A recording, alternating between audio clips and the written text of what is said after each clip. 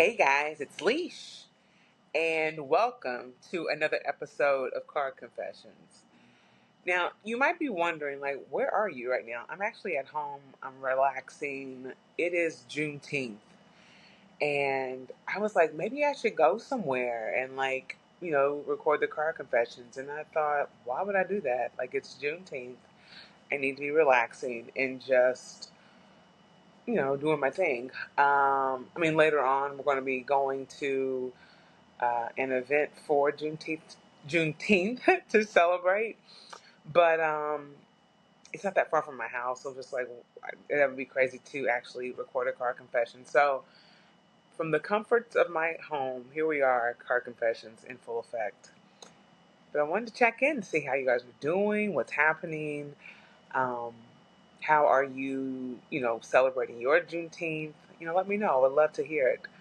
Um, Such a special day for Black people who were enslaved and who are the descendants of those who were enslaved in the United States. So, to those of us who are descendants of um, slave of slavery, I can't even talk. Happy Juneteenth, and to those who are learning and celebrating Juneteenth by way of learning more about uh, slavery and what that looked like here in the United States. And even if you want to go even beyond the United States, I encourage you just to learn more about slavery and what was done to um, Black people that were here building this country for free.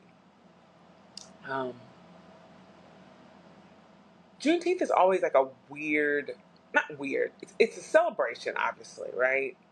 Of the emancipation of Black people from slavery.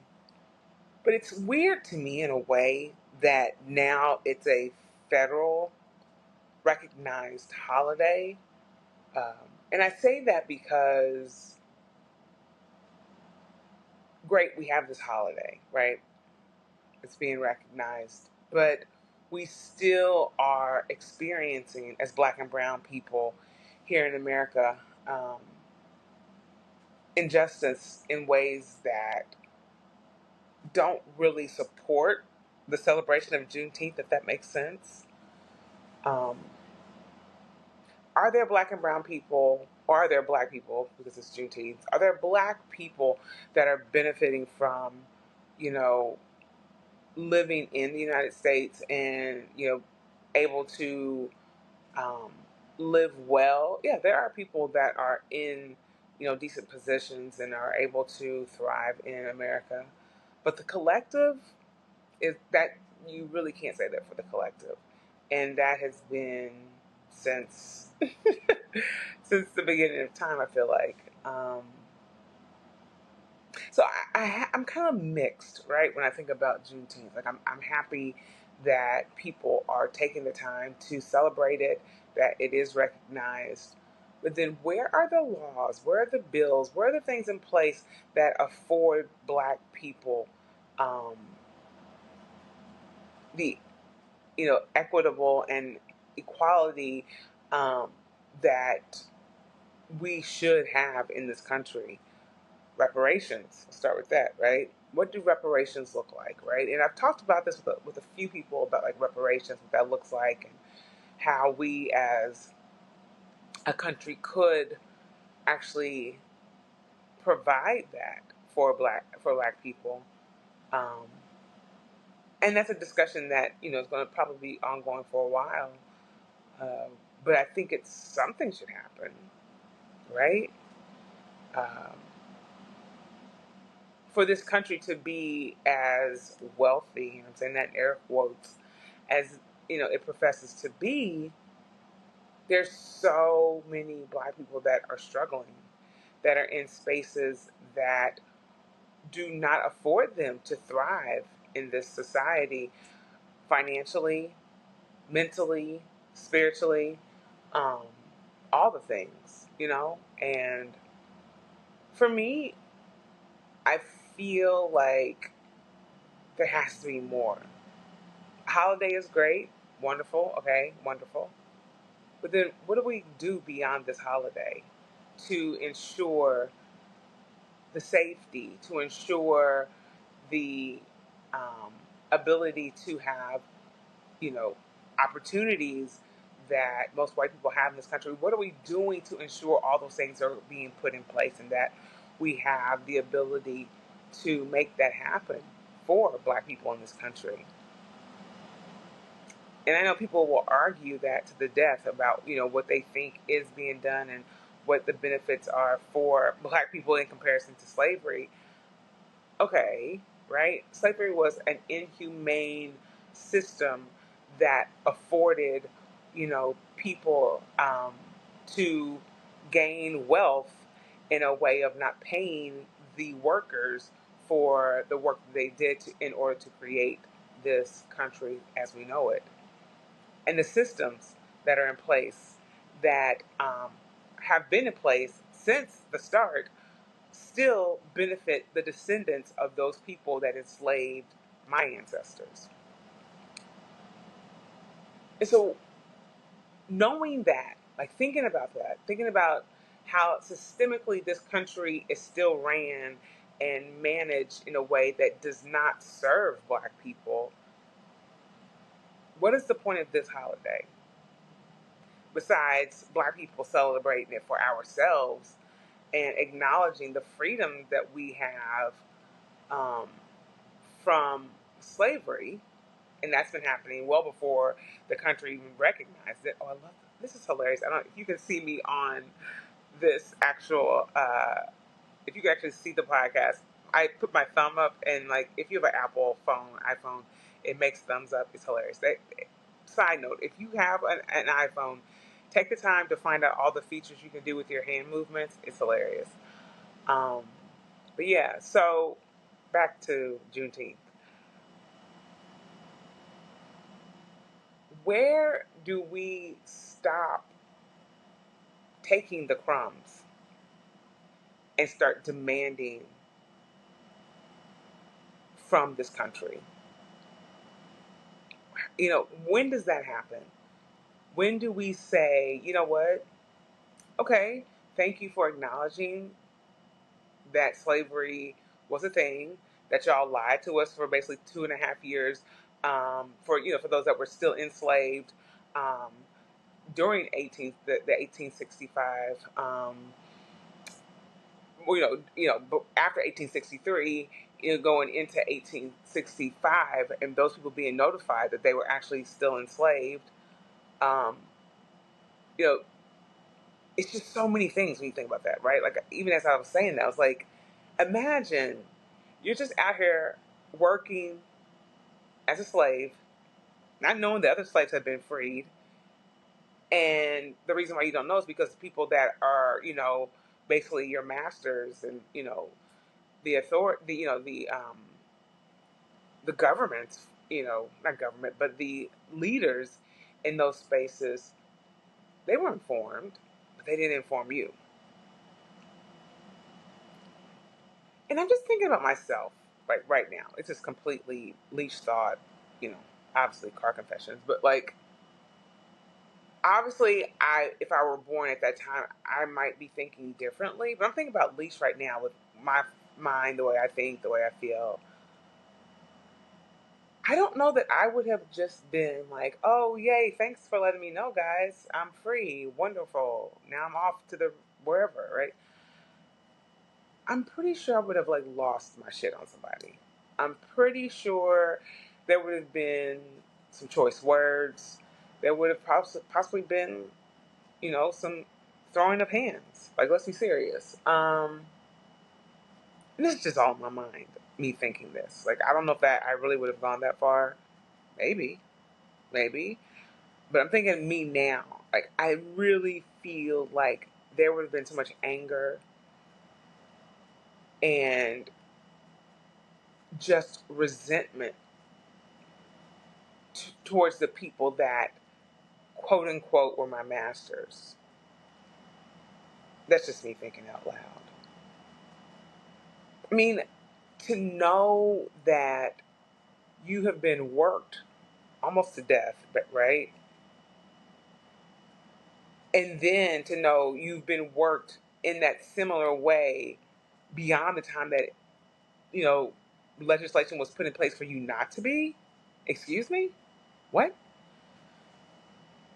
It's just wild to me. And it speaks to so many things that we see in this country, even now, where you find out stuff well after the fact. And you're like, wait a minute, what? That's what happened? That's what's going on? Why didn't I know about this before? It's by design, right?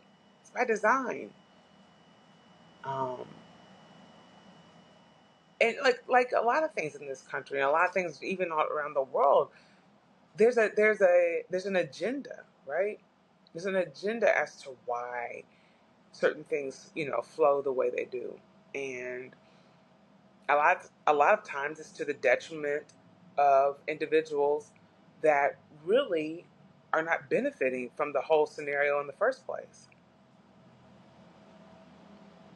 It's wild. It's really, really wild. And it speaks to the fact that, people want to believe, or the narratives that um, the media and what has been put out about Black people being these evil, scary people, right? Um, I mean, that was really the case. Like, if you really think about it, like, especially thinking about Juneteenth, right? Like, and thinking about slavery and thinking about all these things, if it was really the case that we were just this evil and scary and um, out of control or whatever, right? Dangerous, right? I would think at this point, white people would have been gone, right? Or we would be constantly in civil war. It would be a constant battle all the time.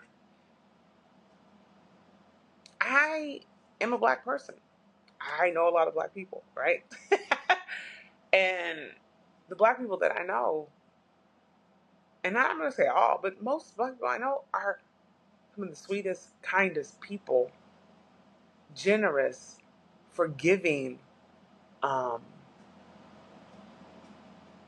conscious individuals. And for those who would even think, or that even, subscribe to the narrative that, Black people are these dangerous people, like, you really have to be a little off kilter to really be in that position. You know what I'm saying? To think that, because, huh? Like, I really feel like there would be way more revolt, so much more um, evil things done to white people in this country, um, particularly at this point in time, or at least by this point in time, right? There has there needs to be, actually there has to be, because people are going to do what they're going to do, but there needs to be a shift in the mindset of how people see Black people, um, and understand that there's no way we could be lazy. This country was built for free, like for free. Like, think about you working right now and someone telling you you have to work. I mean, obviously it was a lot of um, uh, violence that was being put out on Black people during that time. But think about that. You're doing all this work. You're being brainwashed into thinking that these people are your masters and that they have, God-given rights to treat you any type of way. And you're doing all this for free. For what? Right? I mean, obviously there's been many things that were, um, the lies that were told about, religion being a part of it, and heaven is going to be something where you'll be rewarded, and all the jargon, right? But even still, like, just thinking about that and thinking about the idea that black people are lazy. Like, even I remember, like, the first time I heard that, I was just like, lazy? Like, most black people I know have jobs, plural. Like, you have your regular job, you have a part-time, you might have some little hustles on the side. Um, Lazy is not a part of the agenda. Um, are there lazy people in... Yes, there's lazy people everywhere. The point of all this is, I feel like at this point, there needs to be more than just a holiday for black people. There needs to be land offered back to black people. There needs to be things in terms of like free education to black people. Hell, like, I don't even think we should be paying taxes. Like, that's where I'm at with all this. Like, I just don't think that me celebrating Juneteenth on a federal, scale is going to be the pinnacle of equality for all black people. What? Um, and for those who are celebrating and who are just learning about Juneteenth, this is not something to like dampen your mood in terms of you celebrating and learning about black people. Please take the time to learn about all the things as it relates to slavery, about the celebrations and the freeing of black people from slavery. Please, please, please do that. But I think for most black people who have been brought up celebrating Juneteenth, knowing black history and understanding where we come from, this is nothing new, right? This is no big, like, oh, Juneteenth. Like, we've been doing this, friend. Like, we've been doing this. I don't know what to tell you. Like, you know what I'm saying? It's like, okay, Juneteenth. Knew about it, been knowing about it. Thanks. Um, but where do we go from here, right? Because like even I remember with Black History Month, right? When I was younger, I remember there was a day, then it became a week, and then they finally acknowledged the month as Black History Month in February. And great. It's another thing. Great. We have Black History Month. Wonderful. But where is this taking black people, right? In terms of black futurism, right? In terms of us moving forward as black people in this world. Me celebrating Juneteenth is one thing, right? Definitely don't forget your history.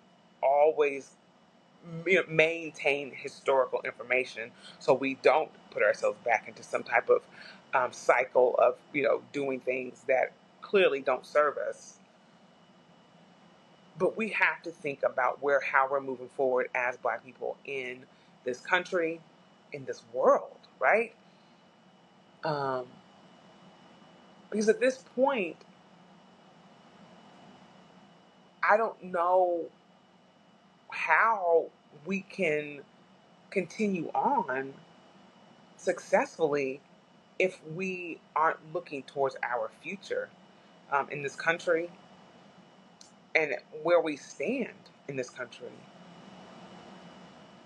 and how important that is for us to really be conscious of where do we stand right now, like what, like, start gauging things like where do I stand in this country, like what is what is the importance of me being in this society, right? How is this society serving me and the people that look like me? What do I need to do to create change around that, right? Because I think a lot of it is us breaking and tearing down these systems that have not served us for ever in this country. Like the majority of systemic um, plans and however else you want to consider it were never meant to serve black people. It was meant to serve white people. particularly white men. And so now that we have an understanding of that, or maybe we need more understanding around that, how do we start breaking that apart? How do we start, really tearing that down and understanding that this isn't serving me? And honestly, at the end of the day, it's really not serving anybody. Like, people that are not million and billionaires, like, this system in America, it's not serving you, boo. Like, I don't care what people are telling you. Your skin color, particularly if you're a white person, this is not serving you. This system is not serving you. I think more people are waking up to that. But I think at this point, Black people, as we're thinking about Juneteenth and celebrating the freedoms that we were, I guess, afforded, in air quotes here, to be out of that type of environment and have some type of stake in this country. Thinking about this now as we embark on a new mindset of freedom and liberation and what that means for Black people in this country, um, and not getting wrapped up in all the external stuff that we're dealing with, like all of the election stuff and all of the things that are happening um, within our government. Um, all these crazy conflicts. Yes, definitely be aware, but then also come back and figure out, what am I doing here in this country? What serves me? What benefits me? Should I even be in this country? Right? I know a lot of people are leaving uh, because it's just not serving them, and it's just not Black people, white people as well. Um, if I'm staying in this country, this is me as a Black person. If I'm staying in this country, how am I moving forward in my liberation movement? How am I moving forward in this liberation movement, being a Black person in the United States of America, if I'm staying here? That's something to think about. My liberation is your liberation, is the next person's liberation, goes beyond the color lines. Because we're, once Black people are liberated, once people that have been marginalized in this country are liberated, everyone will be liberated. It comes down to the idea of understanding, and these are things I've said several times, that we have to step away from this mindset of scarcity, right? You're not going to lose anything if black and brown people are able to access and be afforded the same rights and privileges as, a white person. Nothing is going to be taken away from you. You're not going to lose anything. But we have to start figuring out how to start dismantling this system that is not working. I don't have the answers right now, but it's just really start thinking about that. Really start working that through your body, and just talking that through with yourself. How can I, as a Black person, figure out how I liberate myself in this country? Show, what do I need to do in order to have liberation in this country? Something to think about. It's really something to think about and consider.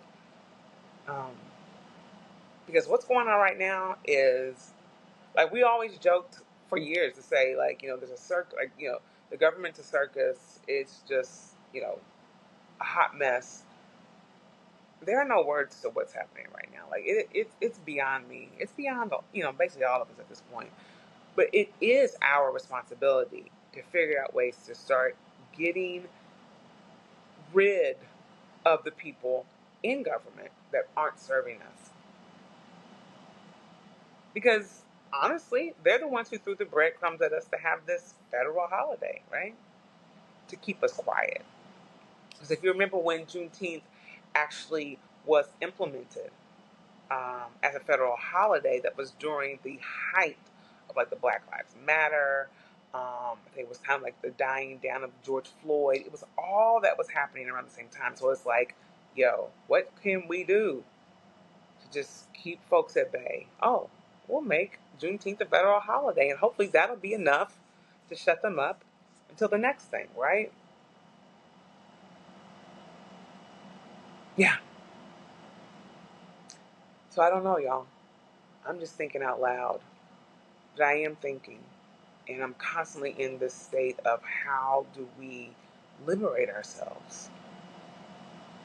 Because we deserve that. We all deserve liberation. And particularly black people in this country, we deserve liberation like no other.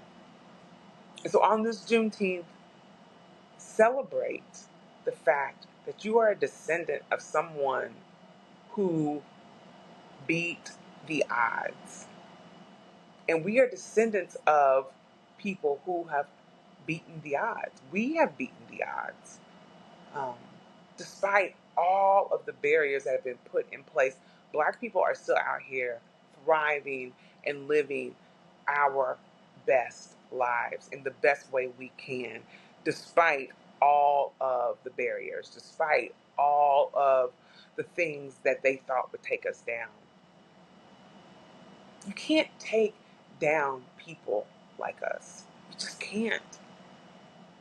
Because we have something in us that is so much bigger than what a lot of people think. We have spirituality, we have community, we have love in ways that is just unparalleled. We have soul. Like, I mean, and I know that sounds so cliche, but we really do. We have an understanding with the Creator that people want to know about. And it's just within us. I can't describe it.